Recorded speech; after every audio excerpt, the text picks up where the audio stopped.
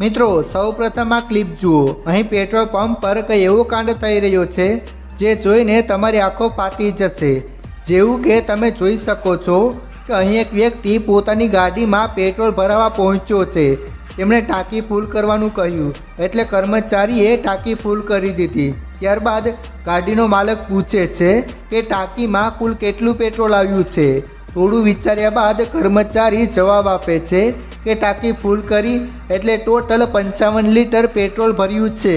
આ સાંભળીને ગ્રાહક એકદમ ગુસ્સામાં આવી ગયો અને કહ્યું, અરે ટાંકીની કેપેસિટી તો માત્ર 35 લીટરની છે અને ઉપરથી તેમાં 5 લીટર પેટ્રોલ ભરેલું હતું, છતાં 55 લીટર પેટ્રોલ કેવી રીતે આવી શકે? બંને વચ્ચે ઝઘડો વધવા લાગ્યો।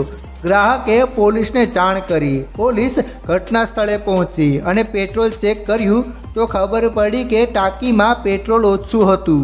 ત્યારબાદ પોલીસે બંનેને સમાધાન કરવાનું કહ્યું। ગ્રાહકે 51,000 રૂપિયા વળતરની માંગ કરી, પરંતુ પેટ્રોલ પંપના માલિકે 21,000 રૂપિયા આપીને વાત ખત્મ કરી। મિત્રો, આ કેસમાં ગ્રાહક સમજદાર હતો। તે ખરા સમયે પેટ્રોલ પંપની ચાલાકી સમજી ગયો હતો। પરંતુ મિત્રો, આ ભાઈની જેમ દરેક વ્યક્તિ ચાલાક હોતા નથી અને આ ફાયદો ઉઠાવીને પેટ્રોલ પંપના માલિકો આપણું ખિસ્સું ખાલી કરી નાખે છે અને આપણને જાણ પણ થતી નથી। પેટ્રોલ પંપ પર નુકસાન અને છેતરપિંડીથી કેવી રીતે બચી શકો છો? મિત્રો, હવે જરા ખાસ ધ્યાન દેજો। કોઈ પણ વ્યક્તિ હંમેશા રાઉન્ડ ફિગરમાં જ પેટ્રોલ ભરાવવાનું પસંદ કરે છે, જેમ કે 100, 500, 1000 વગેરે। પરંતુ કોઈ એ નથી જાણતું કે આ રીતે પેટ્રોલ ભરાવાથી આપણું કેટલું નુકસાન થાય છે। જી હા મિત્રો, આવું કરવાથી તમે ખુદ પેટ્રોલ પંપના કર્મચારીઓને ચોરી કરવાની તક આપો છો। તે કેવી રીતે? ચાલો અમે તમને જણાવીએ।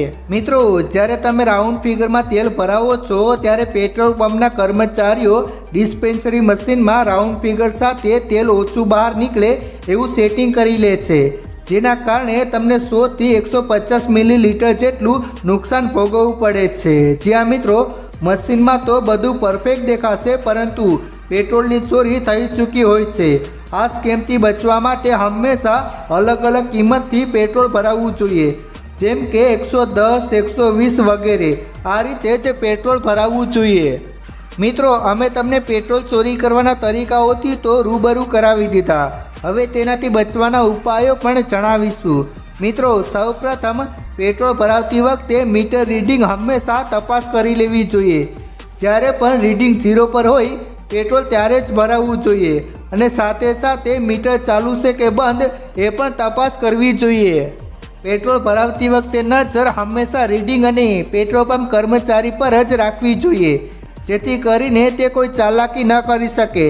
પેટ્રોલ ક્યારેય રાઉન્ડ ફિગરમાં ન ભરાવવું જોઈએ। તે સિવાય કોશિશ કરો કે પેટ્રોલ ત્યાંથી જ ભરાવો જ્યાં તમને પૂરેપૂરો વિશ્વાસ હોય અને થોડી પણ શંકા થાય તો તાત્કાલિક અરજી દાખલ કરવી જોઈએ।